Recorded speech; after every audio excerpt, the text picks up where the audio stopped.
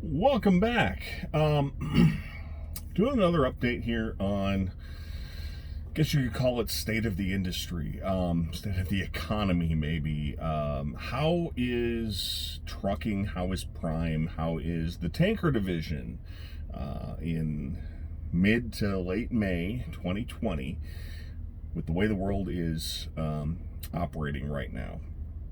And the first thing that I want to do with this video, because I've gotten a lot of questions about this, I've got a lot of people asking me, should I come to Prime? Is now an okay time to come to Prime? I want to direct you to, and I'm going to put it in the description. So Prime used to do weekly, every Friday, they called it a safety meeting. Springfield, Missouri is the home terminal, the headquarters for Prime Inc. And every Friday in the cafeteria, there's kind of a little stage, not even really a stage, there's a little platform area. And every Friday, traditionally what they have done is during breakfast, if you want to come, you can have a free breakfast and listen to people from the various departments. Obviously safety, because it's a safety meeting. And they would talk about, it's the open door policy, the transparency of the company. They talk about accidents that have happened, inspections, number of people who have been inspected over the previous week, and how many of those were clean inspections, if there was an accident that had occurred, maybe something folks could learn about that. And they would videotape that, and they would be able to, Prime has an app, if you don't know.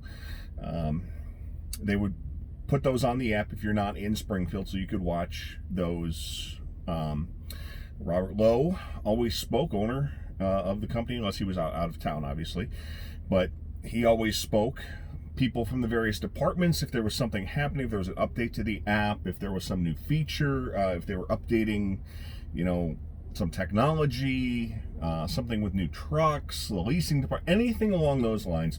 Every Friday they would have this safety meeting, is what they called it, and you got a free breakfast if you decided to attend. And typically when you go through orientation, they would have you attend that meeting every, your first Friday as part of the company, and then only if you're in Springfield do you go, and then you can watch it, like I said, on the app. What they have transitioned to in the current environment with social distancing is they have recorded all the people that typically would talk at that meeting and put it on YouTube. And Prime has a YouTube channel. If you don't know, I'll put, again, a link to the Friday, and they've done this now for 8 consecutive weeks, going back to last Friday.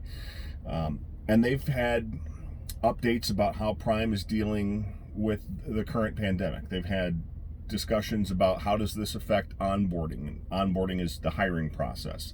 How does this affect training? How does this affect upgrades? Kids, students and trainees, I apologize for kids, who have gone through the PSD, the student driver program, that's getting the CDL, and then TNT, trainer trainee, that's the on-the-job training portion, and then are getting their own truck. And there's a ton of information in these videos. And like I said, they've done one every week going back the last 8 weeks. They've had, if you don't know, Prime does have a medical clinic right in the facility. The head of the medical clinic has been in each of these videos. They've talked about Prime's policies and changes. And really what I want to do is I want to direct you to that video, because I can tell you my experiences, and I'm going to tell you my experiences over the last couple of weeks, because I haven't done a part 2 video until today. But if you want to know how Prime has done and has come through, and are we suffering? Are we slowing down? Are we, how is business? That's straight from the horse's mouth. And what it sounds like is this coming week, and that's why I wanted to get this video out, they're going to have pie charts and graphs and all that stuff, talking about revenue, talking about loads, talking about all that stuff. And that's one of the things that Prime is, in my opinion, fantastic with. They're very transparent. They're going to show you, May 2019 average revenues, and then they're going to show you May 2020 average revenues, and they're going to show you how much difference there is between last year and this year. 2019 was a good year, was not a great. 2018, if you're new to trucking, if you haven't followed trucking, 2018 was a blockbuster year in the trucking industry. 2019 was a good year, but people who got into trucking in 2018 or 2017 and then saw how great 2018 was probably looked at 2019 and thought, boy, 2019 stinks.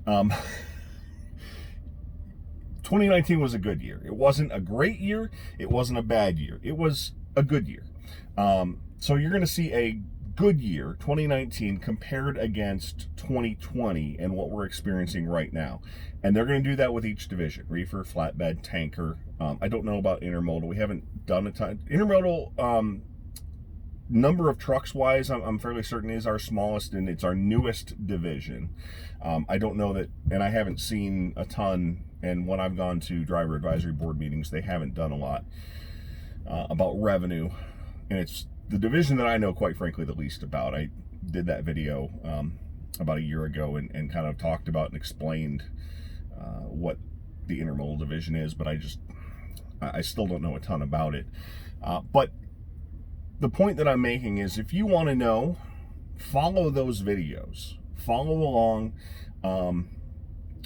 Prime has been very transparent. You know, the head of each division has been on, if not every week. You know, obviously the schedules don't necessarily allow, but Brett Von Willer is the head of operations for the tanker division. He's been on probably 5 or 6 out of the 8 weeks. There's been a representative from the tanker division on each of the 8 weeks, giving updates and talking about, and someone from sales has been on a couple of times. So they're giving updates and talking about customers and talking about things. You know, I think I mentioned in my first video, we're in food production. I'm at a customer right now. They're unloading, and it's a food customer. It's a salad dressing customer. Food production hasn't changed a great deal in the last couple of months with the pandemic. Some of the other places that we go may have. Candle makers has been brought up a great deal as an industry that shut down, quite frankly, and we deliver to some candle makers. Some of our higher temperature products go to those. As far as what I have seen different now as opposed to 2 months ago when I saw the video, we continue to see limited access to shippers, receivers, facilities, things along those lines. You know, not allowed to use a restroom, not allowed into the building. They'll check you in outside, things along those lines, where you used to be able to go in. And then the next biggest is something everybody's seeing everywhere. There are places that do require you to wear a mask. You know, your personal philosophy about wearing a mask of some variety, the customers don't particularly care what your philosophy is, whether you believe in them, whether you don't believe in them. It's their property. I'm sitting on a customer's property right now.